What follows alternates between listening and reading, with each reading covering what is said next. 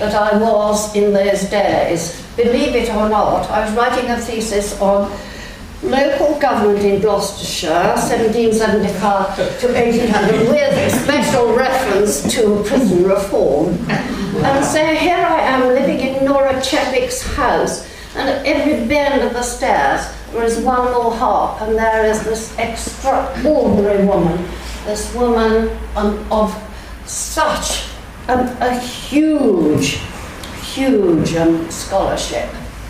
So I am fascinated to find that there is a friendship between Thomas Merton, whom I never knew, but Donald Orton knew him well, and since I've had many contacts with him through his writings, and Nora Chadwick.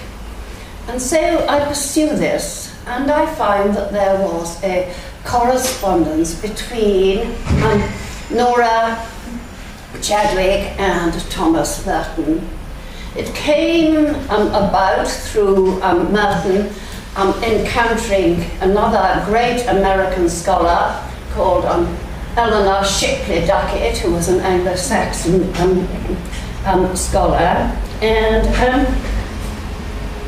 he begins to correspond with both these women. He calls them my two secret loves, and has to reassure the real love of his life, who is that nurse called S, that there is no threat here, since both those are in the autumn of their days, and anyway, they live across the sea. So he writes to her in March the 26th, 1964. Disarmingly, he says, I might have met you in my Cambridge years. Totally improbable. He spent 1 year at Cambridge, and it was a year which he more or less wasted in partying and a whole dilettante life. Later, he is to write scathingly about Cambridge as that awful city sinking into the fens. He wouldn't have sat at the feet of Nora Chadwick. But then things happen at the right time, don't they? I walk past St Mary's here, and I think of Canon Milford, the founder of Oxfam, and a phrase that he once used, God's celestial timekeeping. This correspondence comes at the right moment in Merton's life. He has at last persuaded the abbot that he wants to live a more solitary life in the hermitage that the abbey makes available to him in the woods. And there, through her correspondence, through the reading list that she gives him, he encounters the Celtic world that she opens up before him. And there are certain aspects of it that he finds particularly pleasing. I think for me, the starting point, and I'm quite sure that this will have been a theme right the way through since your first Celtic session was on Lindisfarne. Why, Nora Chadwick writes at the opening of this book, why did I choose this subject in this period? She says it is a period of a special beauty. It is a period of lasting beauty. And then she writes, and again, this is something that would appeal so much to Merton, that becomes at the end of the heroic age. And she loves it because the Celtic tradition means the substitution of the pen for the sword, and her insistence that the mind can achieve so much more than military strength. And so much of Thomas Merton, who is a pioneer in so many ways, of theology as it is increasingly understood today. So much of his emphasis on the role of art, the son of artists. He was not perhaps so much an artist himself, but he used the camera as an instrument of contemplation, and some of his photographs are really completely superb. But above all, he realised, and this is something that living on the border of Wales myself, he realised that what they say in Wales is, if you're looking for theology in Wales, ask the poets. And he plunges into a study of the Irish Celtic poetic expression, and he lectures his novices on early Celtic poetry. And so there is something that he absolutely understands and that he promotes. The second thing that she emphasizes is the eremitical tradition in the Celtic Church. Throughout Ireland and Wales, there were the solitaries who lived deep in the absence of deserts in Ireland or Wales. You find a desert place still. You find it in the place names in Wales. Dysart, desert. Desert in the midst of the forests. Deserts on the lonely islands like Bardsey and so on. And there is the Celtic sense of the central role of the eremitical.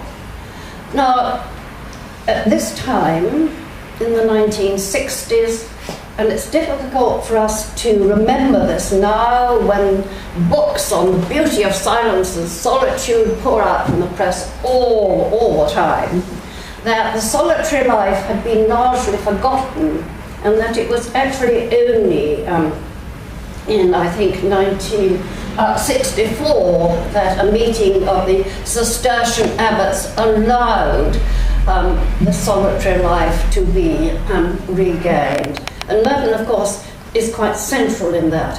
And so here is the Celtic tradition, and here is Nora Chadwick telling him just everything that he would need to hear. And this is what she says: a special form of sanctity practiced by the Celtic Church, one of poverty, of asceticism, of solitude, and of contemplation. And above all, she says that it is to be a life with a commitment to intellectual and literary activity. And so in the Celtic tradition, Thomas Merton finds something that really speaks to his own need for nourishment, and that is the role of austerity, and how austerity can be so strongly combined with, indeed is essential to the solitary life. Then she has, Mrs. Chadwick, I mean, has very strong words indeed, and about the role that the Celtic Church has to play in this whole concept of the role of unity and diversity in Christendom. Unity and diversity is something that Merton needs passionately. he has to hold so many elements within his own self, but his own commitment is to recognizing the role of unity and the role of diversity.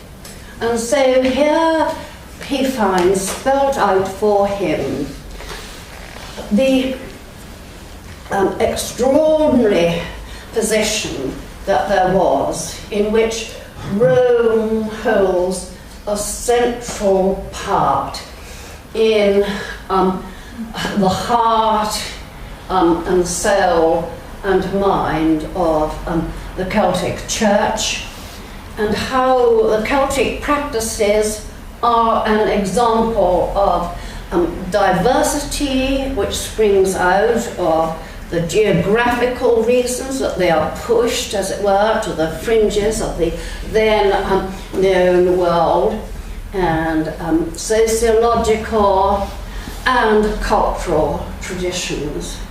And so for a man whose ambition is always to emphasizing holding together, here are the words of Nora Chadwick.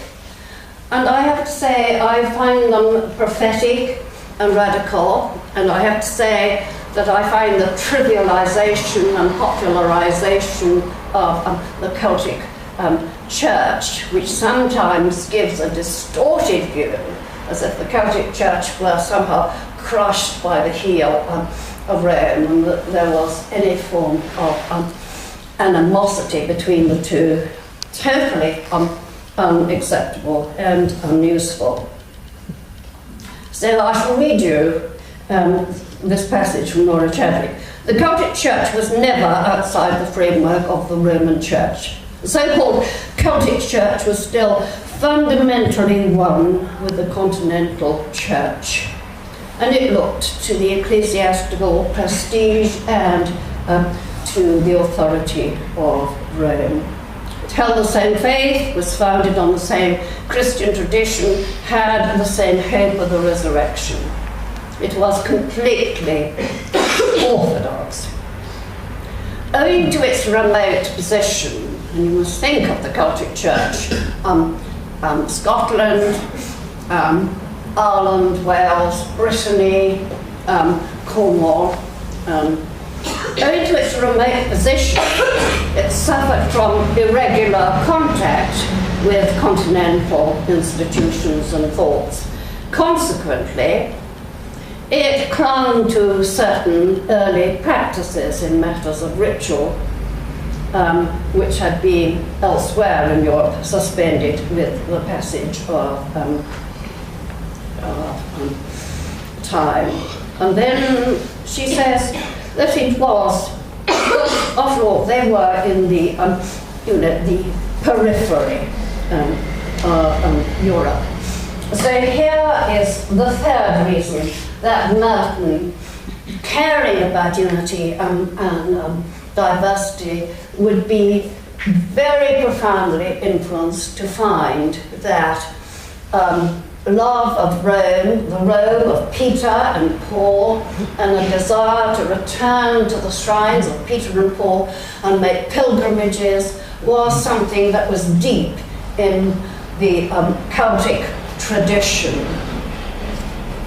And then finally, he asks for some reading matter from her, and he finds himself reading the Navigatio of St. Brendan, that wonderful, wonderful Celtic story written down in the 8th century about that 4th century St. Brendan. Nothing whatsoever to do with Tim Severin building a boat and seeing if it would work, depending on the records that St. Brendan had given. But he says, it is a lovely book. And he sees at once that it is a book written by Celtic monks, for Celtic monks. And he says, it is a manifesto of monastic and spiritual reform. He rejoices in the Navigatio, in the significance of the numbers, 40-day, and he recognises at once that what holds the wandering of St Brendan together is the framework of the liturgical year. And he finds, and again something that I'm quite sure Merton himself would recognise as a gift of the Celtic tradition to him, that it is dealing with time, it is dealing with temporal time, and it is dealing with eternal time.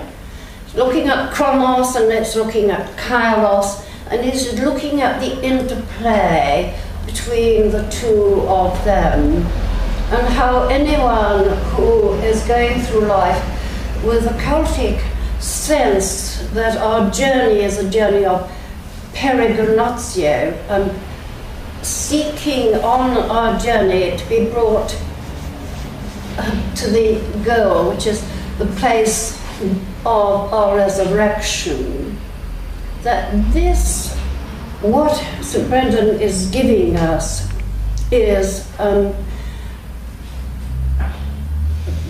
the encouragement in our hope to live in the interplay of these two times, and to live at the point of a transfigured centre. He'd of course love it for its vitality and its energy, and that is one of the things above all that we learn from the Celtic tradition: vitality and energy.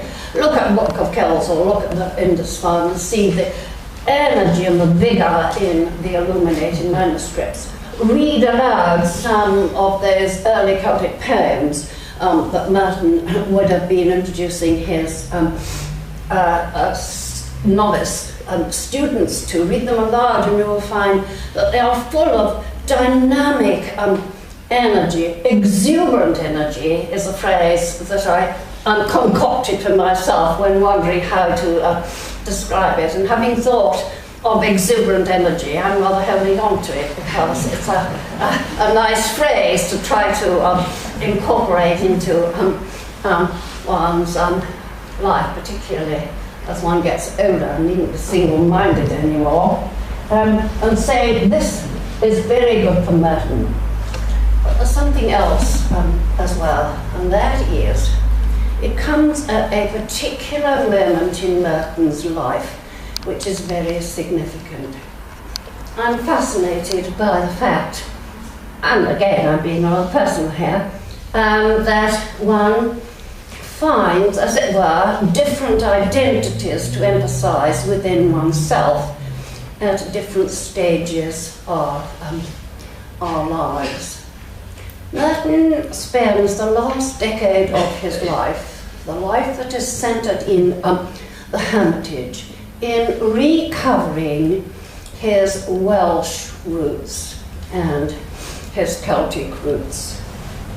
He's known this, and he's known that his grandmother, who was central in his life, came from Cardiff. But it's a visit by Aunt Kit, his only living relation. Think of the significance of that. She comes, in fact, from New Zealand. She comes to visit him. He writes vividly about how they sit in the gatehouse of the monastery drinking tea while the rain pours down outside.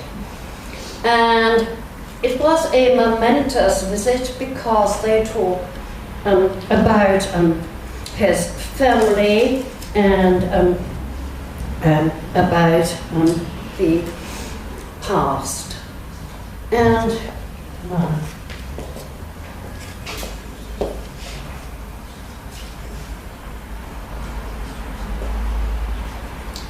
And he recalls another momentous visit when Aunt Kit had visited him. It was when she was much younger, and she came with Merton's grandmother. And they stayed for 3 months in New York. Merton was only 4, but he remembered it. And for those of us who are grandmothers, it is a very touching glimpse of the role that a grandmother can play. His mother, Ruth, was strict, stoical and determined. Granny believed that children ought to be brought up by love. There's a special Welsh word for the sort of love, which is a very, very deep affection and belief in a child. And he goes on, she was good and kind, but there was nothing overwhelming about her affection. She talked to me a great deal. She asked me many questions. She told me a great number of things. She taught him the Lord's Prayer when she discovered that he had not been taught to pray. And they said the Lord's Prayer together every night so that he had it by heart. She taught him the name of the constellations and stars. She told him that wherever he was, if he was feeling lonely, he could look up at the night sky and think of her. She taught him the names, so important to teach children, not patronize children by making things easy for them. He loved the names, which Greek myths and geography came together. And as Michael Mott, her biography of Merton says, she had her way of centering them. Now, all this comes back to him when Aunt Kit visits him. Because I'm trained as a historian, I looked up the census records of Merton's grandmother being born in Cardiff, and her husband, which is pleasing to me, coming from Shropshire. And I won't go through all the details, but I've traced the line back through the matriarchal line to West Wales and to the whole area, which is full of Welsh saints and solitaries. And so Merton, discovering his own, if you like, Welsh and Celtic roots at a time when he is corresponding with Nora Chadwick, begins to reflect to himself. The best that is in us seems to come from my Welsh grandmother. This is where our faces come from, the face that Father had, the face that I have, that Aunt Kit has, the look, the grin, the brow. And then he says, it is the Welsh, and of course, we also think of the Celtic. It is the Welsh in me that counts. That is what does the strange things and writes the books and drives me into the woods. Thank God for the Welsh in me. And whether at this point, you know, it's become myth or reality, isn't, in the end, I think, all that important. For as he said himself in a letter of January 1962, for myths are realities, and they themselves open into deeper realms. Now, Merton would have been going deeper and deeper into this in his latter years. And here it gives me such pleasure to be able to bring in the figure of Donald Auchin, who had visited Merton a number of times in Gethsemane, and who, when he left Oxford, because of his Celtic passion and his having taught himself Welsh, went to live in Bangor. and he and Merton were in correspondence.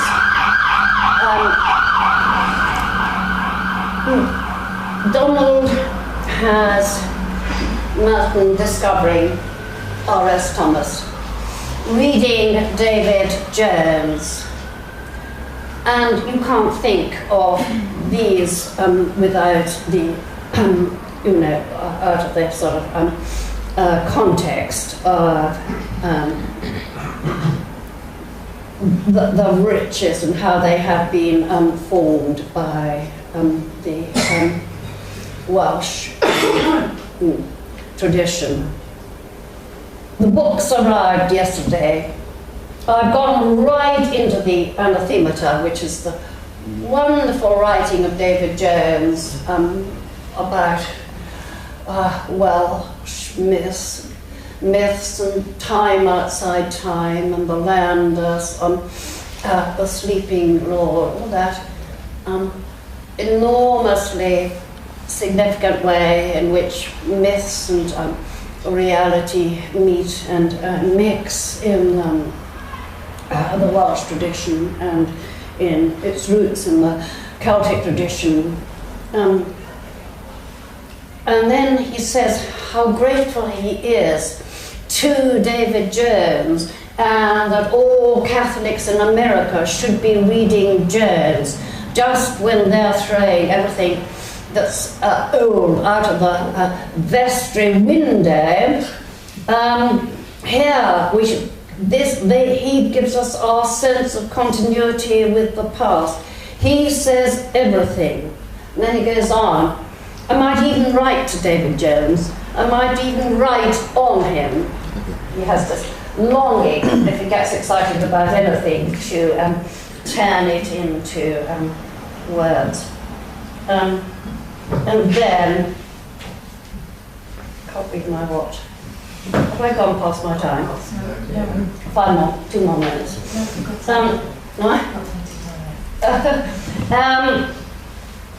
And then, and this is really, I think, the point that is so poignant. There is Thomas Merton, and it's the last year of his life that he can't, of course, note. He's on his way to Bangkok, where tragically he's going to manage to electrocute himself. Always totally inept with machines, of course, he manages to electrocute himself in the shower in Bangkok. But he'd sent a postcard to Donald as he was making his way to Bangkok. And he said, I'm going to come home by way of Wales, and we will do Wales together. Now, his last poem, which was only published after his death, and whose title, I'm afraid, I've never been able to pronounce, The Geography of Le Cra, is without doubt profoundly influenced by all that has been going on in his life in this recent period, and above all influenced by David Jones. And he writes there a phrase, holy green Wales. And I think that's really sums up those two words, holy and green, how the Celtic tradition is such a source of inspiration in its total dedication to holiness, and above all to costly holiness. There is nothing cozy in the Celtic tradition. So much nonsense is said about creation-centered spirituality that is so unacceptable. It's such a travesty of this proud Celtic tradition. creation filled, if you like, but the cross is there at the centre. The cross and the crucified Christ, and the figure very often of the crucified Christ wearing the white robe of the resurrected Christ, the risen Christ at the same time, and with the hands of God outheld, so that he is blessing the world that he has created. All that would again have been something that Merton understood, because beyond all his wonderful natural writing, I know because I've been told by Merton's confessor of the silent hours that he spent in prayer in the Abbey Church before the Blessed Sacrament. So holy and green, because the Celtic tradition is such a wellspring of life, of living waters, the soldiers living beside their wells. So that is really the word of life. And so just as it undoubtedly inspired Thomas Merton in his later years when he really needed that strength. So I hope that this course, of which I'm so pleased to be part, is going to be a great source of strengthening and enjoyment and exuberant energy. All of you.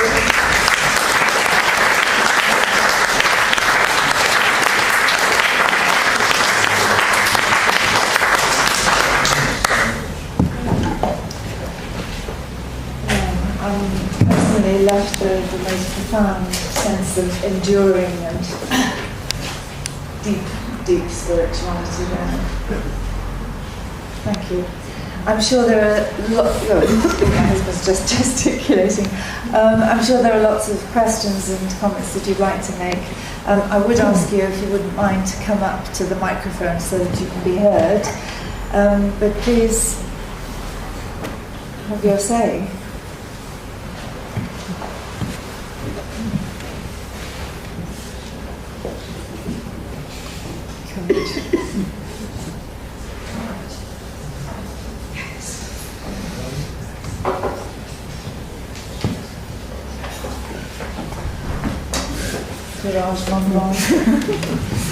A very simple question to start off, isn't it? You talked about Brendan and his writings being a manifesto of, and I didn't get a chance to write it down. Could you just expand that a little more, please?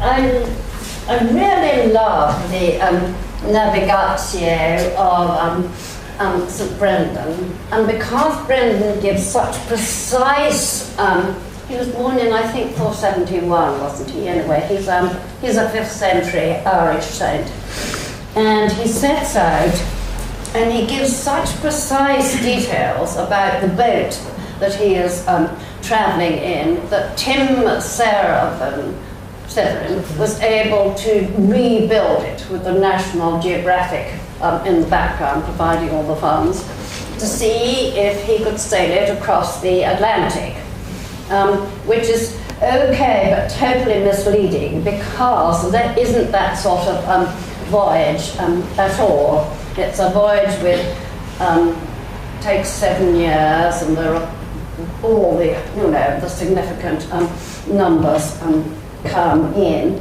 and it is part of the Celtic tradition of Imran, or sea voyages, where you go west to find the promised land. But like all journeys, there are U-turns and people get lost for 40 years wandering in circles and the rest of it. And so this is an interior journey, really, and the purpose of it is so that although we live in temporal time, all the significant points in that voyage are the liturgical year, which they keep against the odds. A whale appears just in time for them to keep Easter and then disappears again. They say it's a wonderfully funny and energetic read, it really is, but it is about the interaction and the connection between temporal time and eternal time, and he's really helping us to hold those two together so that I think it's Thomas Merton's phrase, so that we can live out of a transfigured centre. And it was Mrs. Chadwick, I have to call her Mrs. Chadwick, it was Mrs. Chadwick who sent him the copy of it to read, and he says it is a tale about monks, it's by monks and for monks, it is monastic to the core, but of course, you know, increasingly we all know that monastic values, if you like, monasticism guards the life of the church, say monastic values are what we are all holding on to when we get rather tired with fundraising and more threatening statements. And it is about, you know, how human time is contained within Kairos, the eternal time, and how that unfolds, and how the eternal doesn't take away from human time, but it floods it, it illuminates it. So that is, again, a chance for me just to say a little bit more about something that, you know, I love it, this, you know, junction point.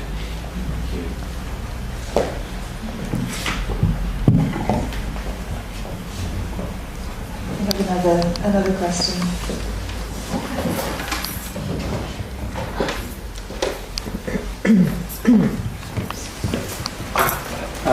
You've been quite stern about some of the ways in which our Celtic tradition has been appropriated in the last 20 or 30 years. Mm-hmm. And you clearly believe that Merton himself had a stern aversion of the Celtic tradition. I wonder if you could say how you think we ought to set about making use of it now, because the thing about a tradition is if it's just a museum piece, it stops being a tradition altogether. Mm-hmm.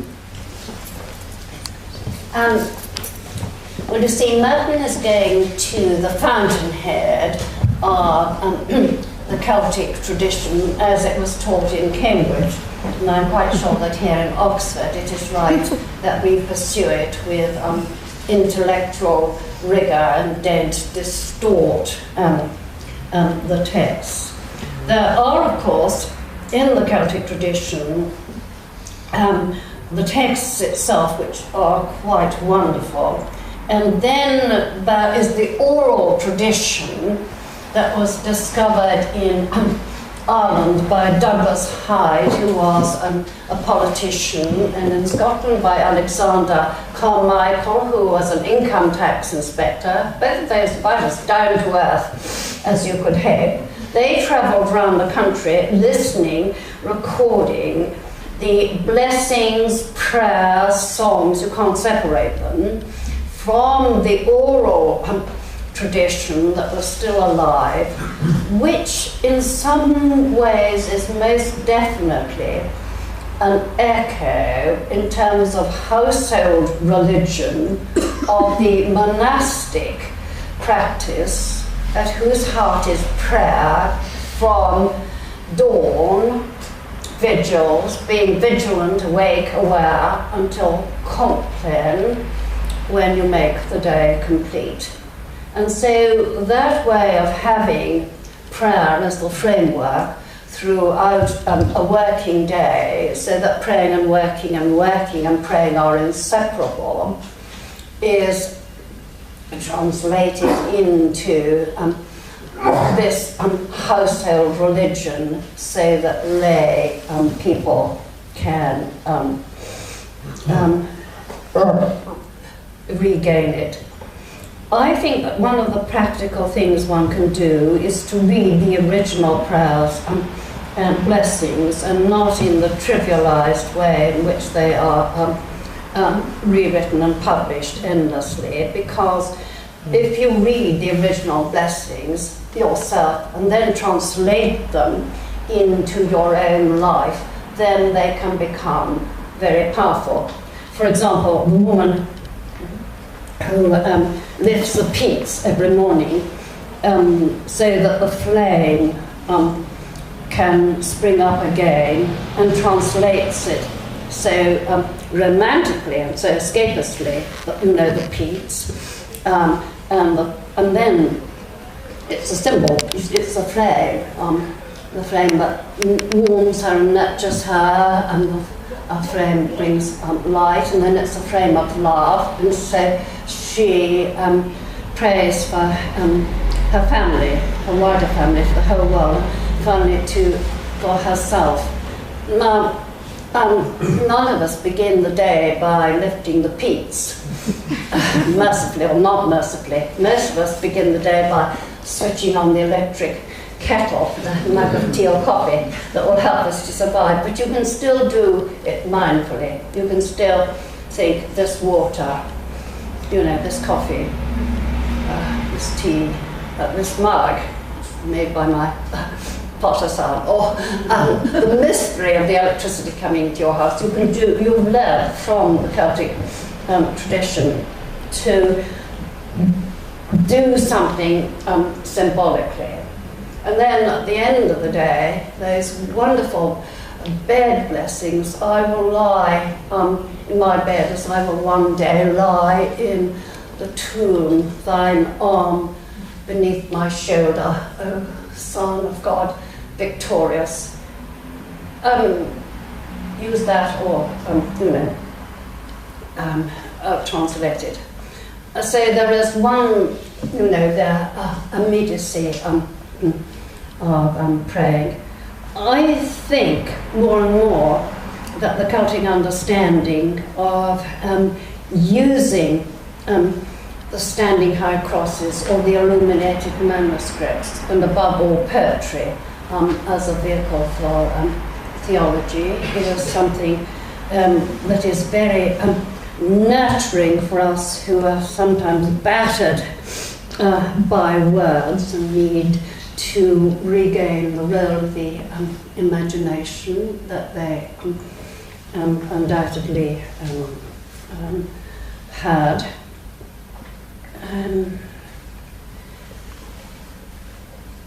I would like it to be recognised, because I do think that this is something we need to regain. The Celtic Church was different because it came from a rural people living on the fringes of Europe, that it took up into itself what was natural in a country where kinship and relatedness, whether it's relatedness to one another or relatedness to other people, and above all their liturgy and their chant, that diversity is very, very rich, but it doesn't mean that you're not part of the whole, and that unity and diversity, rather than polarization, holding two things together, I think that is something that we need to regain from the Celtic tradition, on its widest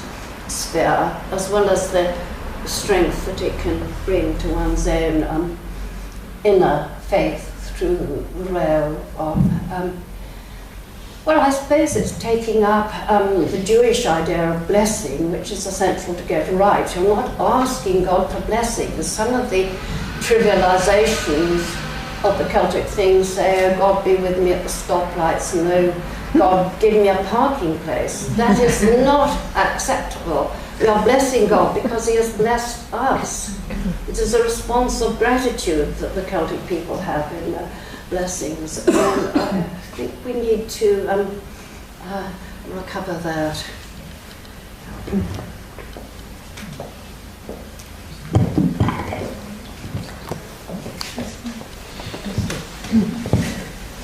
Just a little follow-on that. perhaps we're so unaware that the Celtic Church was part of the Western Church because of the lack of historical records of relative lacuna in historical records, apart from what Bede says, perhaps, that tell us about the continuity from the time of the Roman Empire and the legions leaving Britain in 410 or 411, whatever it was, and the coming of the Saxons, and how Christianity did in these islands. And we know very little about that, and yet it did. And that's what we're looking at in the Celtic Church. Well, of course, in 597, Augustine arrives in Canterbury, but already there are England had become Christian in Roman times, so St. Patrick actually was a Christian before he fled to Ireland. 597 is also the death of Columba, and so there have been these two streams. The Celtic very often sea routes are so important that a lot of the Celtic tradition has come by way of the desert, and so the life of St. Anthony. Yes, and that is why in the Celtic High Crosses, so often you have up on the top right-hand side there that wonderful portrayal, that wonderful scene when St. Anthony in the desert makes his way to St. Paul, having just heard that St. Paul is there, another solitary in the desert, and the raven always gives St. Paul half a loaf. You know the story, he gives him a whole loaf, and it's a wonderful thing, these two old men breaking bread, and of course it's a round loaf, so you know it looks Eucharistic, breaking bread in the desert. That is written into the emphasis that the Celtic Church has. And so from the desert they have an emphasis on the solitary. I don't know enough about their music to tell you much about that, but simultaneously these two traditions exist side by side, and there are technical hitches above all the date of Easter. Now the Synod of Whitby has always been taken as the great divide, but you see the Synod of Whitby was really only a local synod called in desperation by a king of Northumbria whose courtiers follow the Celtic dating of Easter, who's married, was she Bertha from Europe, with her ladies. Now, if the date of Easter is out of sync, but it all comes down to sex, you see. Lenten fasting means there's no sex, and so he just wants to get this sorted out because it is destructive of the court. That is the real reason for the Synod of Whitby, not anything more. And if you actually, I've written about this, and I've written about this in how controversy can be handled in terms of reconciliation. It is beautifully handled, and nobody leaves, you know, with hurt feelings. It is sorted out, and if you look at, as I'm sure you will have done, the Lindisfarne Gospel, there is a real statement about unity and diversity. There are Egyptian elements in it, aren't there, and Coptic, and all these elements are woven together. That's a bit of a romp through, but I'm very glad I could say that about the Synod of Whitby as well. I was actually hoping you would. Yes, that theme of unity and diversity, we come full circle, and there's so much more I would like to talk to you about, but sadly we've run out of time. All I can say is please give a great thank you to Esther.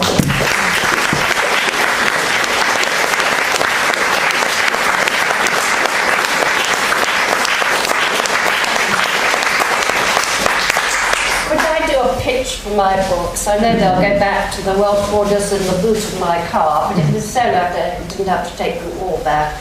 And this one in particular, because it's gone out of print, and it has nice woodcuts by Robert Gibbings, and it might be a nice Christmas present.